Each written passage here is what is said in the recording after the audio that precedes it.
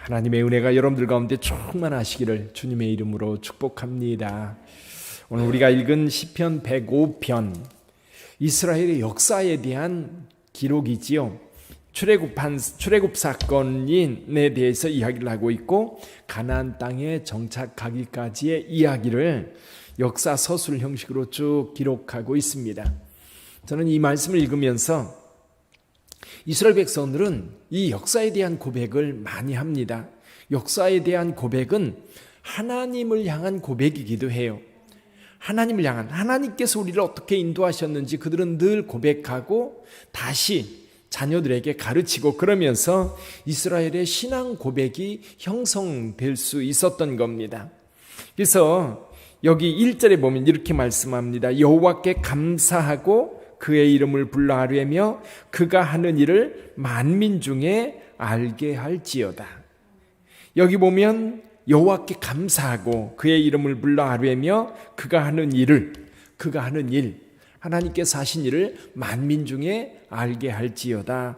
그러면서 하나님께서 오늘 본문의 말씀을 통해서 어떻게 행동하셨는지 이스라엘 백성들은 노래했던 겁니다.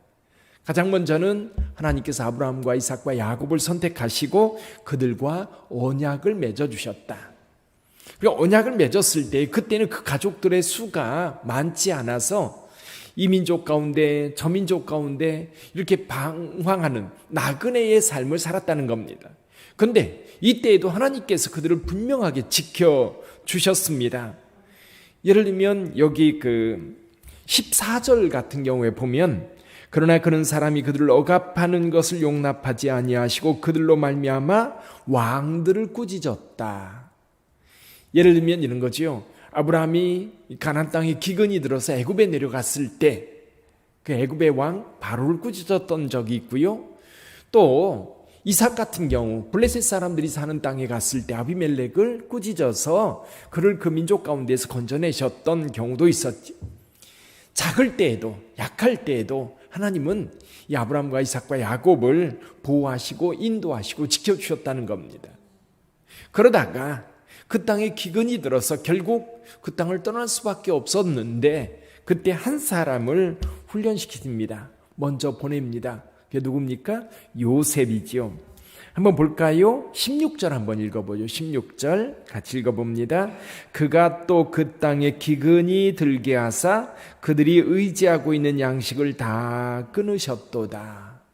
자, 양식이 끊어졌을 때는 절망입니다.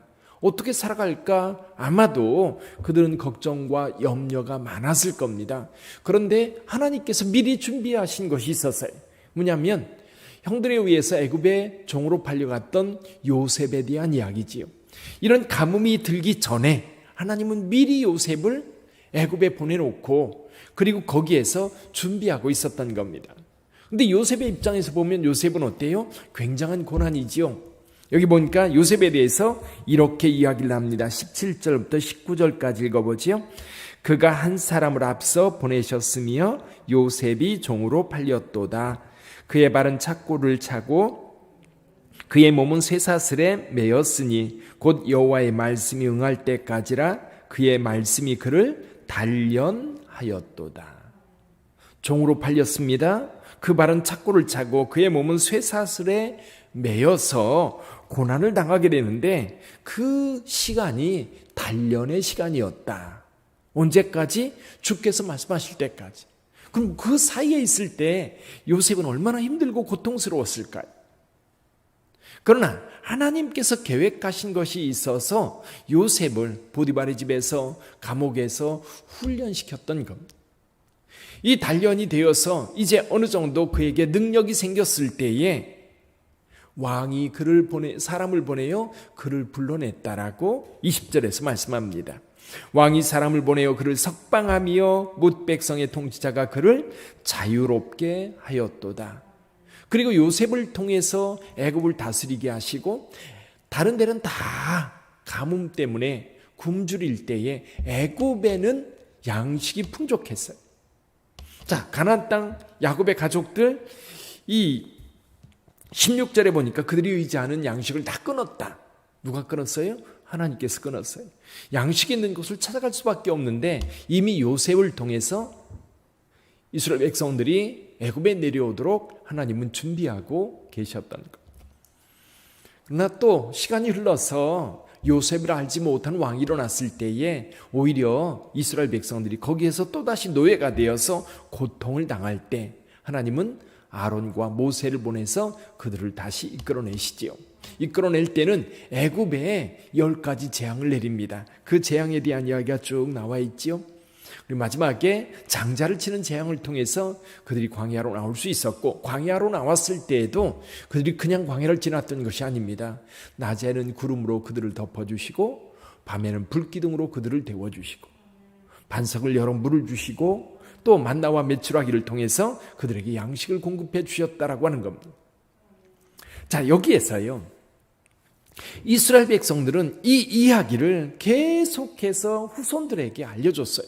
그게 성경이에요. 성경. 실은 하나님께서 이스라엘 백성들에게 어떻게 역사하셨는지 그들이 이야기를 통해서, 글을 통해서 끊임없이 그들의 후손들에게 이야기해 주었어요. 그래서 이스라엘 백성들은 항상 하나님을 찬송하며 하나님께서 하신 일을 늘 그들은 그들 주변 사람들에게 이야기하면서 하나님께 영광 돌렸던 겁니다. 자, 그렇다면 오늘 우리는 어떻게 신앙 고백하고 있습니까? 여러분들이 고백하는 우리의 신앙 고백은 뭐예요? 우리의 신앙 고백. 이게 우리 지금 교회 공동체에 저와 여러분들이 함께 모여서 예배를 드리고 있는데 이 우리가 공동으로 드리는 이 신앙 고백이 있어요. 이스라엘 백성들이 이 역사 고백을 통해서 고백하고 있다면 저와 여러분들은 이미 우리가 새벽 기도를 시작할 때에 사도신경으로 신앙 고백을 합니다. 우리 하나님께서 성부, 성자, 성령 하나님께서 우리를 위해서 어떻게 행하셨는지 우리는 가장 먼저 고백을 하고 있지. 천지창조자이신 성부 하나님을 믿습니다. 그의 유일하신 아들 예수님을 믿어요. 예수님이 어떤 분이었습니까? 성령으로 동정녀에게서 탄생하셨고 십자가를 지셨고 부활하셨고 승천하셨고 다시 오실 분. 그리고 우리는 성령을 믿습니다. 이것은 삼위일체 하나님께서 우리를 위해서 무엇을 하셨는가에 대한 우리의 고백이에요. 우리 공동의 고백은 신앙 고백을 통해서 여러분 예수 그리스도에 대한 성부 하나님에 대한 성령 하나님에 대한 고백이 있지요. 그리고 기독교 역사 속에서 우리는 고백하는 것들이 있어요.